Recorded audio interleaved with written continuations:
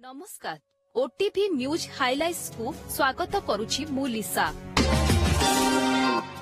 पुणी जगन्नाथ संस्कृति सह खेल शास्त्रीय तिथि को अणदेखा करी दिल्ली रे भी अनुष्ठित हेला अदिनिया रथयात्रा।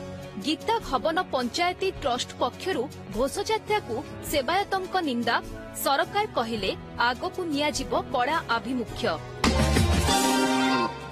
कमुछि सुवर्णरेखा पानी हेले थमुनी बन्या पीड़ितंक दुख।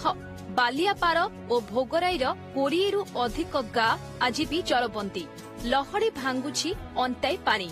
किछि अंचଳରେ एजाए पहुंचिनी रिलीफ। सीसीटीवी एवं मोबाइल रु मिलिछि बड़ प्रमाण।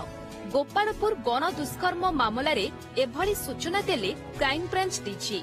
सेपटे निज आरु मामला रुजु कले जातीय मानवाधिकार कमिशन। 2 सप्ताह भितरे राज्य सरकारंकु रिपोर्ट तलब। राज्य सरकारंकु लभर्स पॉइंट सुरक्षा चिंता। राज्य रे थिबा सबु लभर्स पॉइंट को सुरक्षा जोगाई देबा नै समीक्षा। 2 थर बैठक बसी सारिथिबा उप मुख्यमंत्री प्रभाती परिडांक सूचना। गोपालपुर गण दुष्कर्म अभियोग परे सरकारंक तत्परता। विश्व प्रसिद्ध घोषयात्रा को मझिरे आउ मात्र 3 दिन। आज अणसर त्रयोदशी रे महाप्रभु को हेला घणा लगी। शेष पर्याय रे रथ निर्माण काम।